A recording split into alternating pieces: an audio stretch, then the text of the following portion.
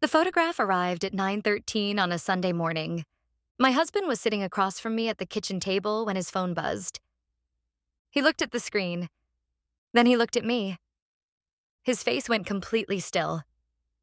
"What is it?" I asked. He didn't answer. He turned the phone toward me. And there I was, standing beside the man I'd been having an affair with. But that wasn't what made my husband look at me like that. It was what was written across the bottom of the photograph.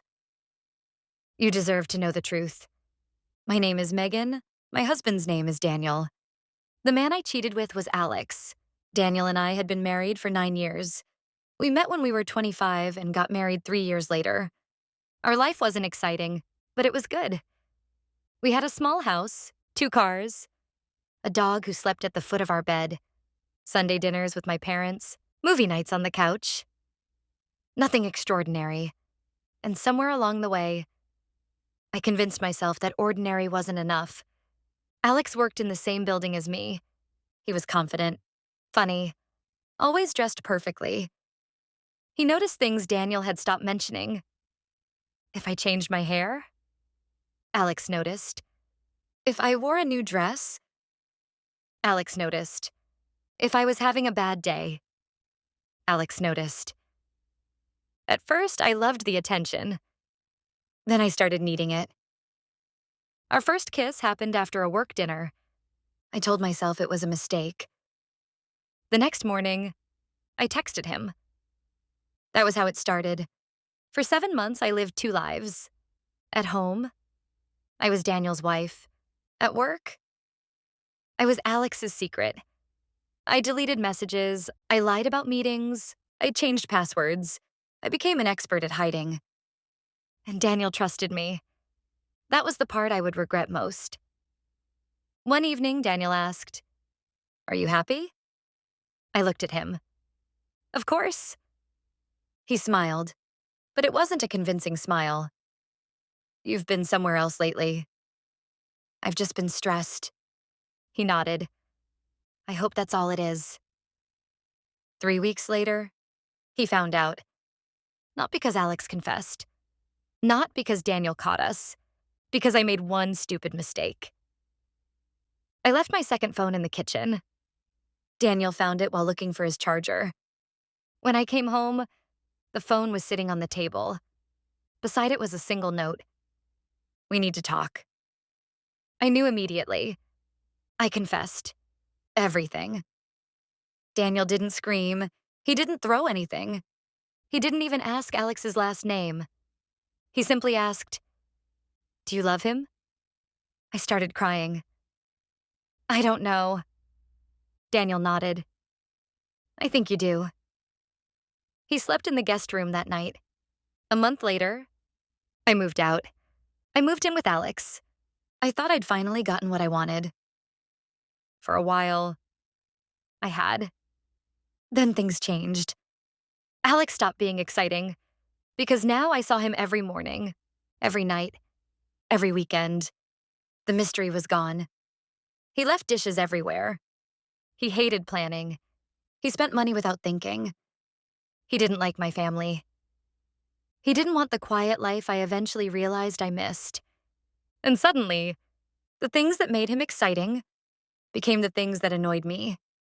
I didn't tell him that. Instead, I started thinking about Daniel.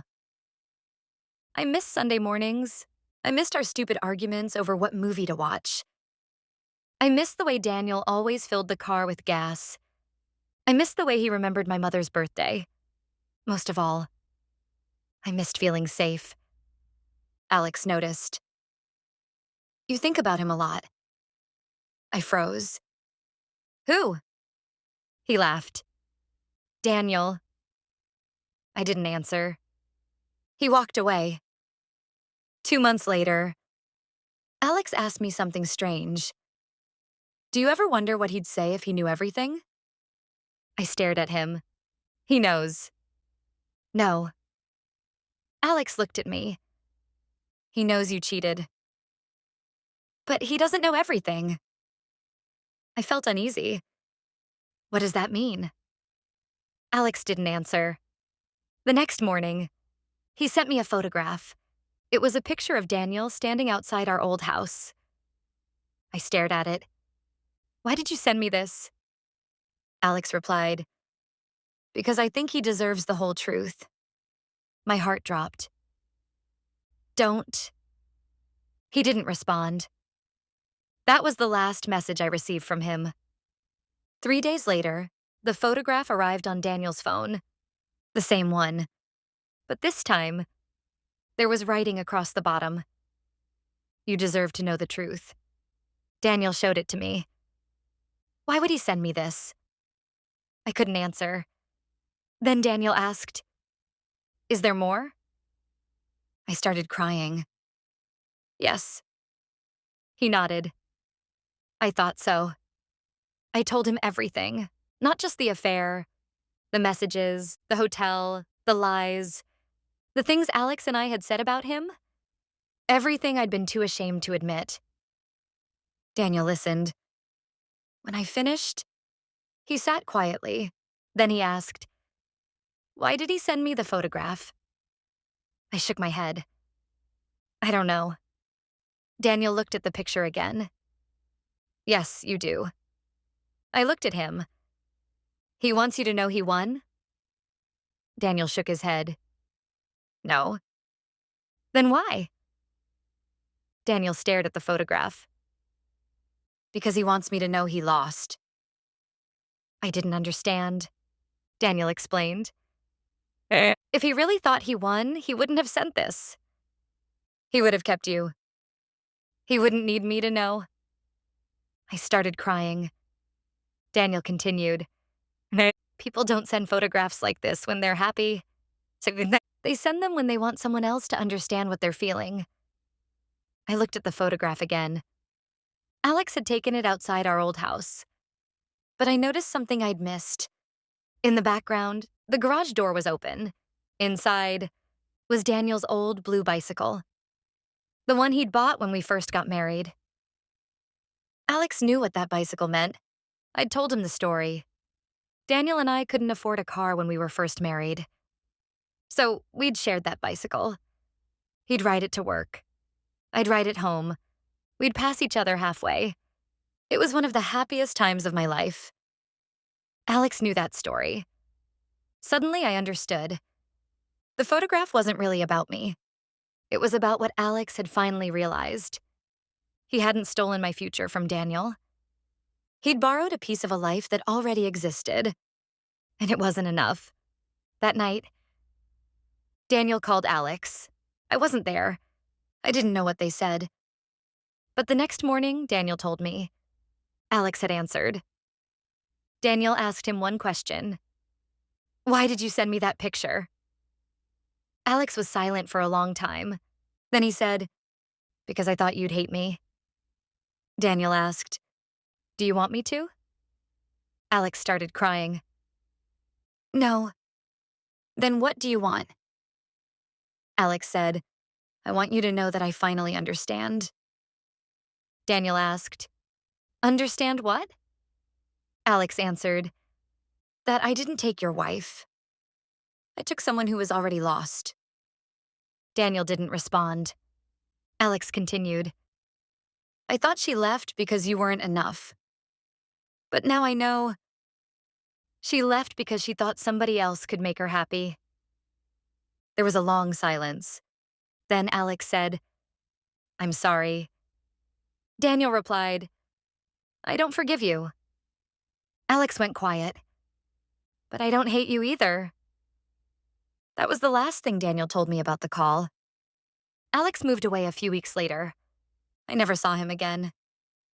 Daniel and I divorced, not because he hated me, because forgiveness didn't mean we had to pretend the marriage hadn't changed.